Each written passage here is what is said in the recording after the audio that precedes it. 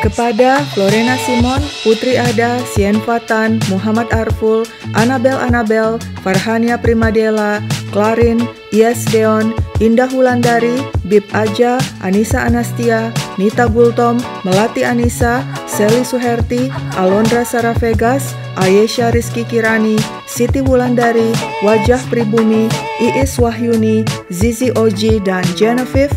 Terima kasih sudah bergabung dengan Umbra Skal Membership.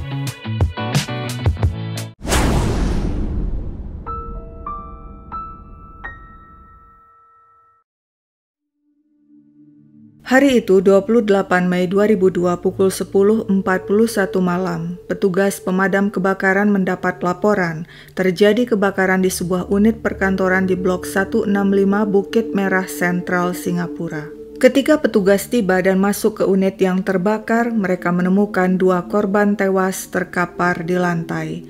2 korban itu adalah seorang wanita bernama Angie Eng berusia 34 tahun dan anaknya Crystal yang berusia 3 tahun. Sedangkan Leon, anak bungsu Angie yang berusia 18 bulan beserta ART yang bernama Sundarti selamat. Sundarti dan bayi Leon dibawa ke Singapore General Hospital sebab mereka mengalami cedera dan luka. Khusus di tubuh Sundarti ditemukan sedikit luka bakar dan bekas gigitan di bahu, punggung, dan payudara. Sundarti yang jadi saksi satu-satunya tampak normal, tidak syok. Dia tenang dan komunikatif. Pakaiannya yang bersimbah darah sudah diganti dengan pakaian bersih. Hasil pemeriksaan menunjukkan baju itu dipenuhi darah milik sang majikan Angie. Ketika ditanyai polisi dan perawat perihal tragedi itu, Sundarti mengatakan pada malam kejadian kantor dimasuki 11 atau 12 orang tidak dikenal yang terdiri dari laki-laki dan perempuan yang memakai topeng. Tiba-tiba ruangan gelap dan api berkobar. Ketika ditanya bekas gigitan siapa yang ada di tubuhnya, Sundarti bilang bekas gigitan seorang wanita yang masuk ke kantor. Mereka semua memakai stocking sebagai topeng dan berteriak dalam bahasa Inggris agar kami diam. Saya tidak bisa melawan. Ingatan saya gelap dan samar-samar tentang kejadian itu. Saya tidak bisa mengingat seluruh kejadian. Sundarti juga menjelaskan selama ini dia tidak punya masalah bekerja dengan sang majikan Angie. Dia malah berharap bisa segera keluar dari rumah sakit dan kembali bekerja seperti biasa. Bagi polisi, keterangan Sundarti terdengar ganjil. Mereka mencoba mencari orang-orang misterius yang masuk beramai-ramai lalu membakar kantor. Tak seorang pun melihat orang-orang itu. Orang-orang itu bak orang-orang siluman. Ketika polisi memeriksa tas Sundarti, mereka menemukan uang tunai, kartu bank milik sang majikan Angie, dan bon pembayaran taksi. Polisi pun melacak taksi tersebut dan berhasil menanyai sang sopir yang mengatakan benar, pada malam kejadian dia mengantar seorang wanita yang ciri-cirinya mirip Sundarti untuk membeli bensin. Wanita itu bilang mobil majikannya kehabisan bensin dan dirinya disuruh membeli bensin. Usai membeli bensin, si sopir taksi kembali mengantar si wanita pulang. Sementara itu petugas menemukan ceceran bensin di TKP. Tampaknya ada orang yang dengan sengaja membakar kantor dan pembakaran dilakukan untuk menutupi aksi pembunuhan. Sebab hasil otopsi menunjukkan kedua korban tewas bukan karena kebakaran, melainkan dibunuh. Angie ditusuk di bagian leher sedangkan Crystal di dada. Polisi kini yakin Sundarti berbohong. Mereka menangkap wanita itu dan pada 10 Juni 2002, Sundarti membuat pengakuan yang dituliskannya di atas kertas yang berbeda dengan pengakuan sebelumnya. Apa yang sebenarnya terjadi? Begini kurang lebih pengakuan Sundarti. Sundarti Supriyanto berasal dari Desa Mangge, Magetan, Jawa Timur. Lahir tahun 1979, dia anak tertua dari 3 bersaudara. Karena keluarganya serba kekurangan, Sundarti melamar jadi TKI lewat sebuah perusahaan PJ TKI. Setelah mengikuti pelatihan, dia pun berangkat ke Singapura pada April 1999 dan bekerja sebagai ART di sebuah keluarga dengan 3 anak. Setelah 2 tahun bekerja di Singapura, Sundarti kembali ke Indonesia. Saat itu ayahnya meninggal di kampung. Beberapa waktu kemudian pada April 2002, dia kembali ke Singapura dan bekerja sebagai ART di rumah Nyonya Angie Eng yang bersuamikan Drake Poh. Angie dan Drake, pasangan pengusaha properti developer yang memiliki kantor di kawasan Bukit Merah, Singapura. Nama Drake cukup dikenal di Singapura. Pada tahun 98, dirinya pernah bikin heboh media dengan rencana ambisiusnya membangun kompleks hotel dan kasino di 2 pulau di Myanmar. Pasangan Angie dan Drake memiliki 2 anak, yakni Crystal 3 tahun dan Leon 18 bulan. Mereka selalu membutuhkan tenaga ART untuk mengurus anak-anak dan membantu pekerjaan rumah tangga. Soal urusan ART, biasanya sang nyonya Angie yang mengurus. Dia sudah biasa gonta-ganti ART yang diperolehnya lewat jasa agen. Pada April 2002, Angie sudah memiliki 2 ART, yakni Aminah dan Jami. Nah, pada saat yang sama, dia mengambil ART baru yakni Sundarti asal Indonesia dari sebuah agen. Dan drama pun dimulai. Menurut Sundarti, selama 2 hingga 3 hari pertama bekerja, dirinya melihat sang majikan Angie menganiaya Aminah dengan menarik rambutnya, mencubit, dan menendang. Terakhir, Angie mengusir Aminah. "Pekerjaanmu tidak beres," katanya. Saat itu polisi dipanggil untuk menyelesaikan masalah, dan keesokan harinya Angie mengembalikan Aminah ke agen. Kini tinggal Sundarti dan Jami yang bekerja pada Angie. Menurut Sundarti, saat itu dirinya kembali menyaksikan sang majikan menganiaya Jami. Wanita itu menampar dan mendorong kepala Jami. Sundarti jadi ketakutan dan mohon agar Angie memulangkannya ke agen. Tapi Angie menolak, "Kamu baru, masih bisa belajar." Saat itulah Sundarti tahu dirinya dipersiapkan untuk menggantikan Jami yang kemudian dikembalikan Angie kepada agen. Sepeninggal Jami, Sundarti mengerjakan seluruh pekerjaan seorang diri. Rutinitasnya sehari-hari menyiapkan makanan dan merawat anak-anak baik di rumah maupun di kantor majikannya di kawasan Bukit Merah Sentral. Menurut pengakuan Sundarti, dirinya merana sebagai ART Angie. Dia kerap dianiaya dan dihukum jongkok sambil memegang kuping. Angie juga sering tidak memberinya makan. Untuk sarapan, saya hanya diberi 1 atau 2 potong roti. Sedangkan untuk makan siang, awalnya baik-baik saja ketika Aminah dan Jami masih ada, sebab mereka selalu menyiapkan makan siang di kantor Angie. Tapi setelah Aminah dan Jami dikembalikan ke agen, Sundarti tidak pernah lagi makan siang di kantor, kecuali sedikit roti atau makanan ringan yang ditawarkan kepadanya oleh beberapa karyawan Angie, yakni Esther, Margaret, dan Nancy yang kasihan padanya. Namun sialnya jika Angie memergoki karyawannya memberi Sundarti makanan, wanita itu akan marah-marah. Untuk makan malam, Sundarti biasanya hanya mendapat sisa makanan Drake, suami Angie. Tapi jika Drake sedang pergi urusan bisnis ke luar negeri, Angie akan melarang Sundarti masak. Akibatnya, sang ART tidak makan malam dan pergi tidur dalam kondisi kelaparan. 3 minggu sebelum tragedi terjadi, sang nyonya Angie melarang Sundarti masak. Alasannya, "Kerjaanmu nggak becus." Akibat tidak boleh masak, Sundarti kembali kelaparan. Saking tidak kuat, suatu hari Sundarti bilang ke si nyonya Angie betapa dirinya kelaparan. Angie menjawab, "Kalau lapar, makan saja kotoran anakku." Di hari lainnya, ketika Sundarti yang kelaparan bertanya kepada Angie apakah dia boleh memakan sisa bubur bayi Leon, Angie murka. "Pertanyaan bodoh, kalau ada sisa, buang saja. Dan kalau kau mau makan, makan saja kotoran anakku." Nah, saat itu menurut Sundarti, karena dirinya begitu marah, dia langsung makan kotoran si Crystal. Hal itu dilakukannya untuk menunjukkan pada Angie, lebih baik dirinya makan kotoran sang anak yang dicintainya daripada makan makanan yang disediakan majikannya yang tidak tulus. Drama menegangkan masih terus berlanjut. Menurut Sundarti, pada 26 Mei 2002, Drake pergi ke Myanmar untuk urusan bisnis. Seperti biasa, Sundarti sarapan sepotong roti. Lalu pukul 1.30 siang, bersama Angie dan anak-anak, pergi mengunjungi mertua Angie yang tinggal di flat. Di sana, Angie memberinya semangkuk bihun. Ketika mereka kembali ke rumah, Angie melarang Sundarti masak makan malam karena suaminya tidak di rumah. Akibatnya malam itu, Sundarti tidak makan apa-apa dan tidur dalam kondisi lapar. Esoknya, 27 Mei, Sundarti tetap tidak makan apa-apa karena Angie melarangnya masak.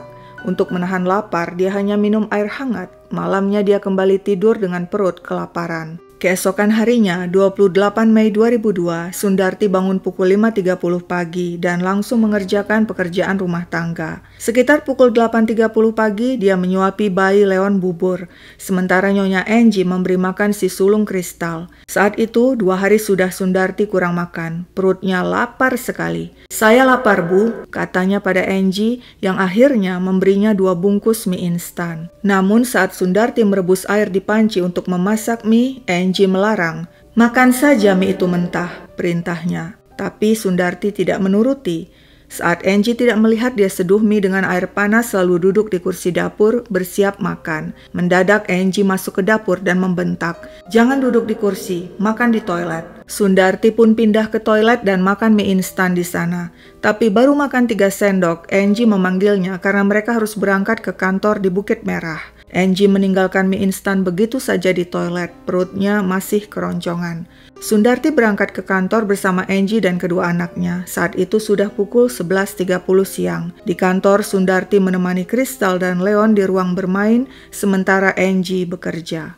Sekitar pukul 2.30 siang, Angie memasuki ruang bermain dan memberikan termos berisi mie kepada Sundarti. "Beri Leon makan ini," perintahnya. Sementara itu Angie memberi makan Crystal. Ketika Sundarti sedang memberi makan bayi Leon, beberapa mie jatuh ke baju si bayi. Sundarti segera membersihkannya dengan tisu.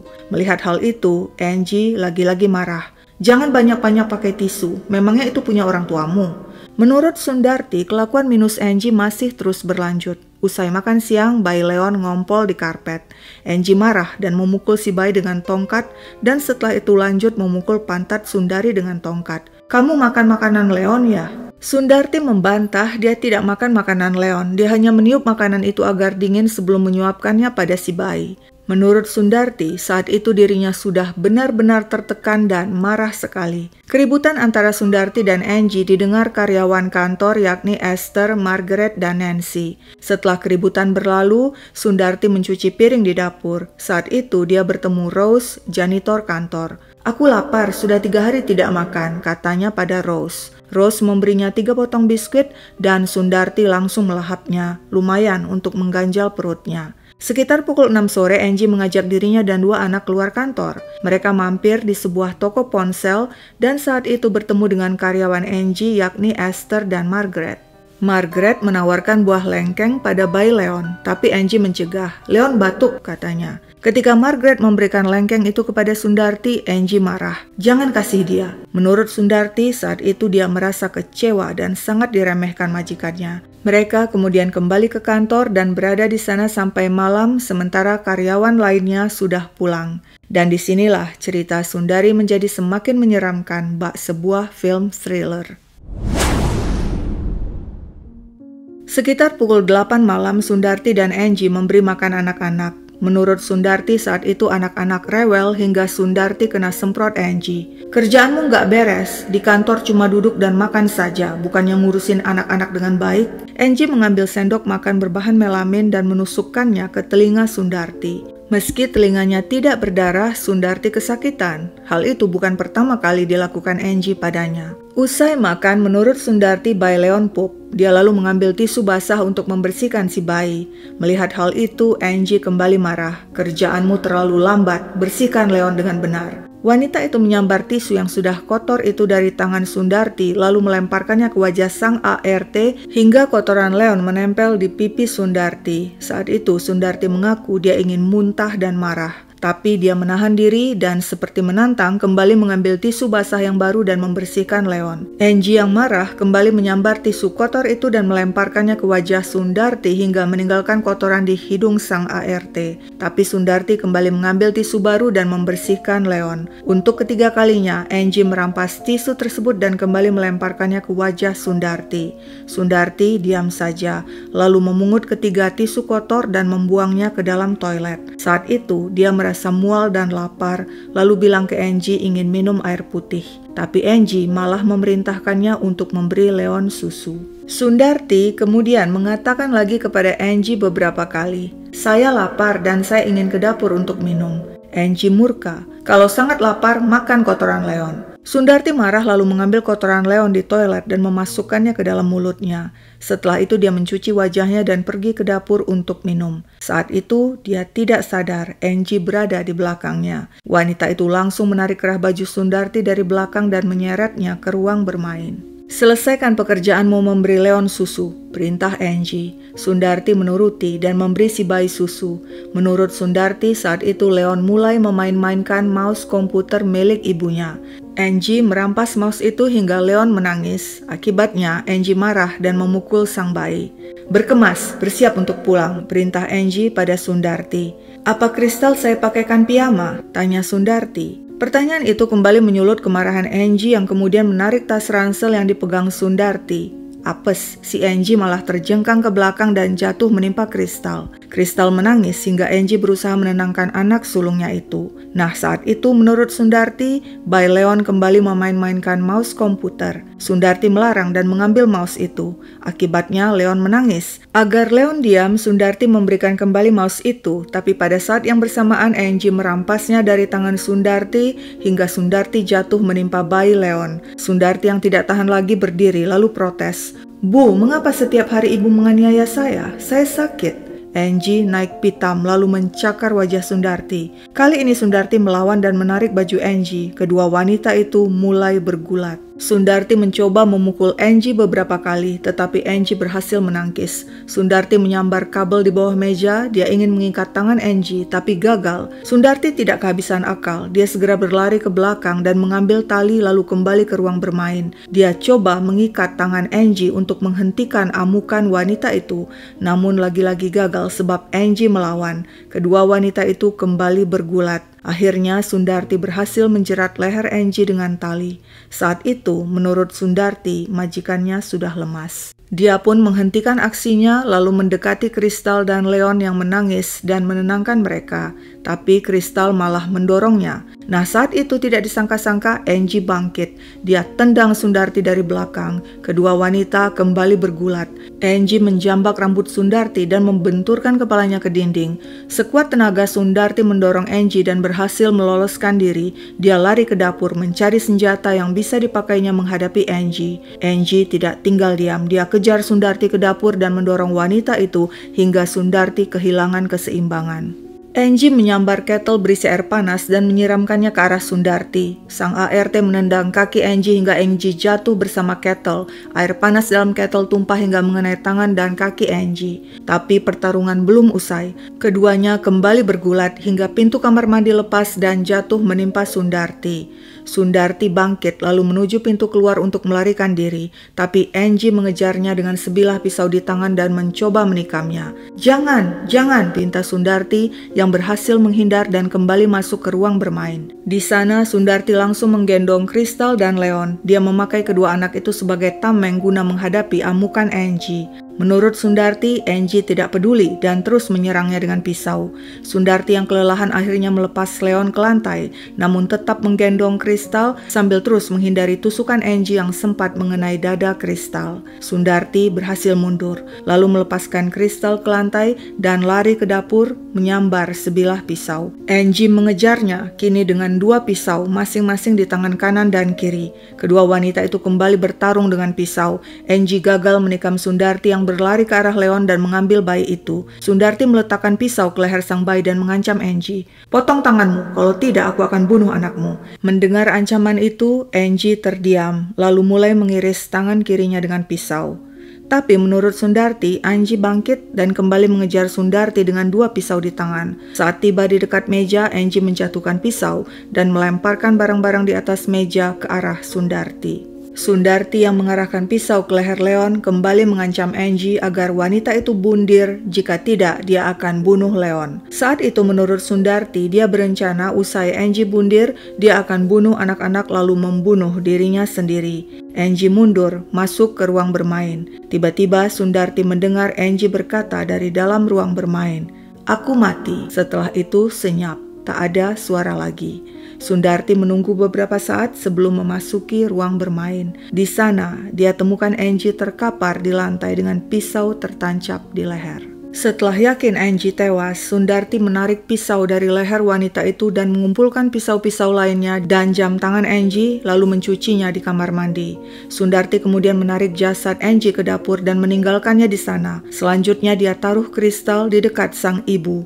Menurut Sundarti, dia tidak tahu apakah saat itu Kristal masih hidup atau tidak. Sekarang apa yang harus dilakukannya? Sundarti ingat acara TV yang pernah ditontonnya, bahwa api bisa menghilangkan barang bukti. Berarti dia harus membakar kantor untuk membuat seolah-olah Angie dan Kristal tewas karena kebakaran. Bergegas dirinya mengambil dompet Angie dan barang-barang berharga lainnya dari kamar.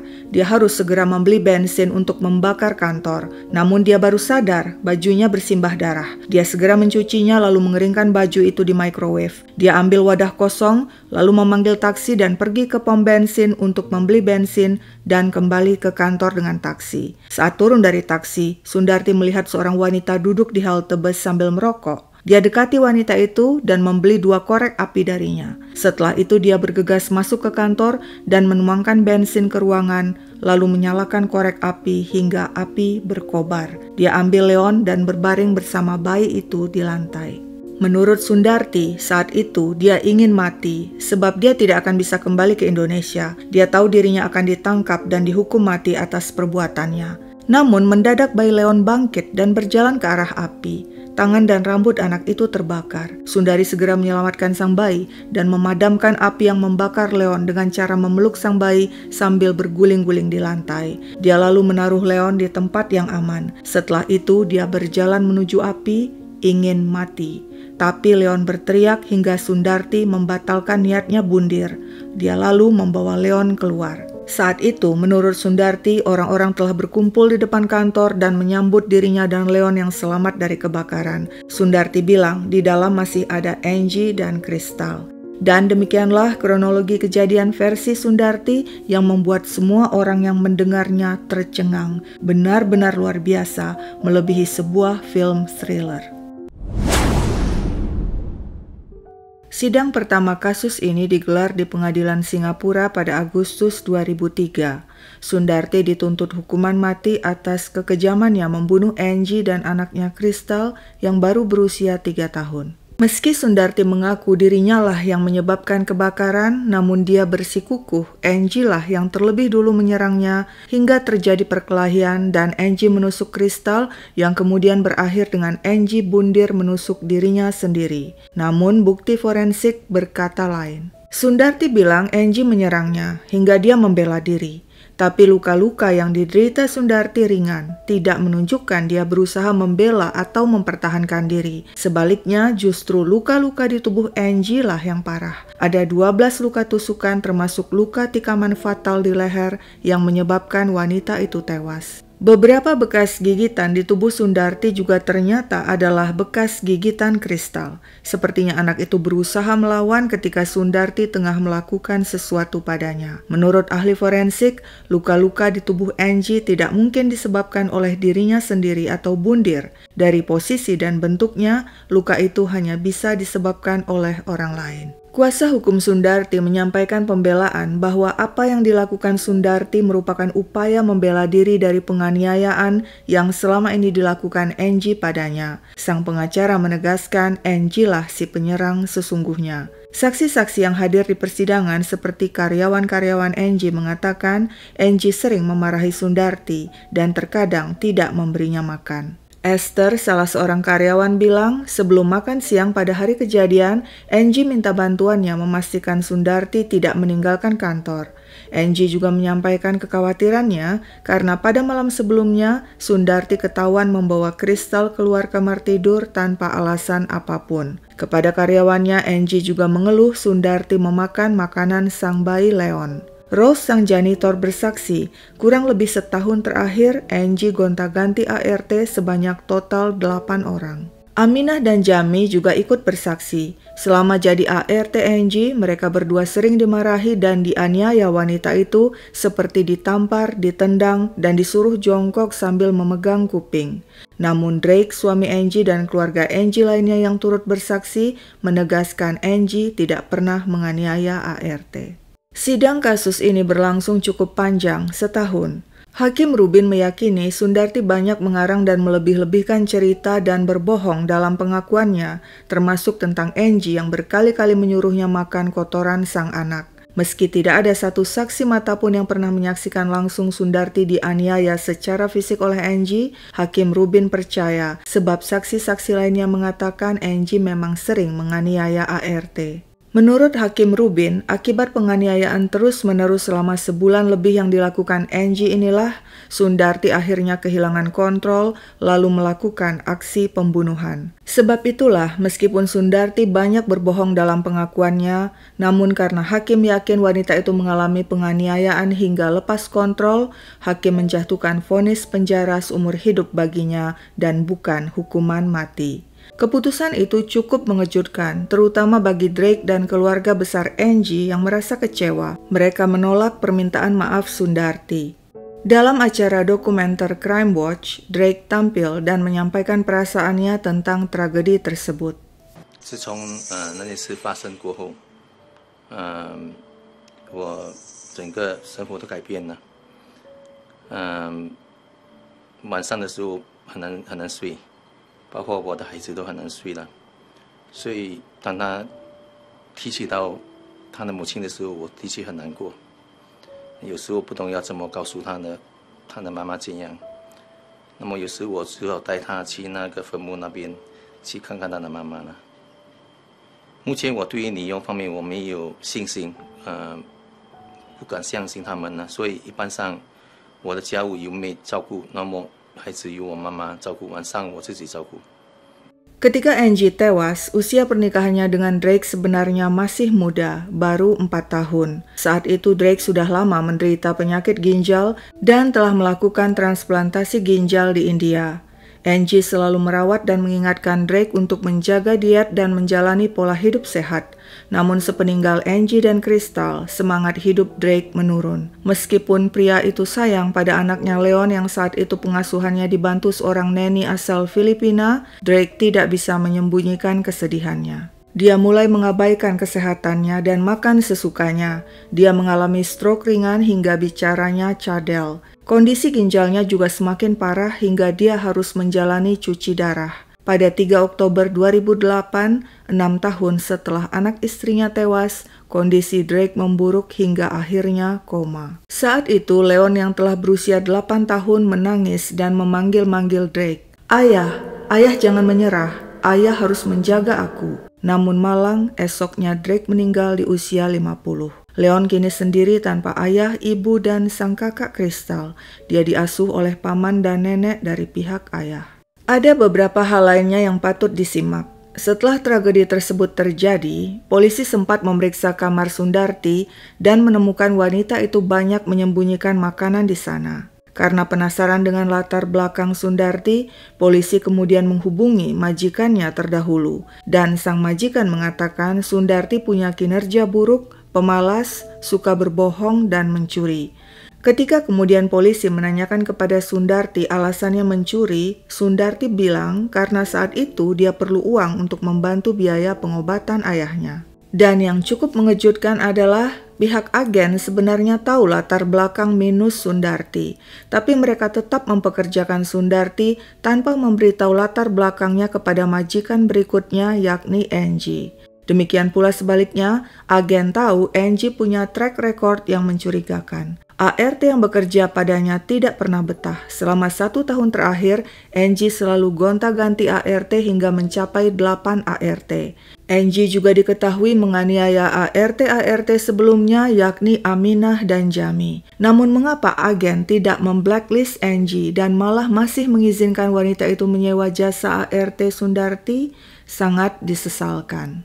Sehubungan dengan vonis penjara seumur hidup yang diterimanya, Sundarti bersyukur, demikian juga keluarganya di Indonesia, dirinya terbebas dari hukuman mati. Sundarti tidak mengajukan banding karena khawatir di tingkat banding hukumannya berubah jadi vonis mati. Jika terbukti berkelakuan baik setelah menjalani hukuman 20 tahun, Sundarti dapat mengajukan permohonan bebas bersyarat pada Juni 2022. Sundarti tetap bersikukuh dirinya bukan pembunuh Angie dan Crystal. Apa pendapat kalian? Sekian dulu ceritaku, sampai jumpa kapan-kapan.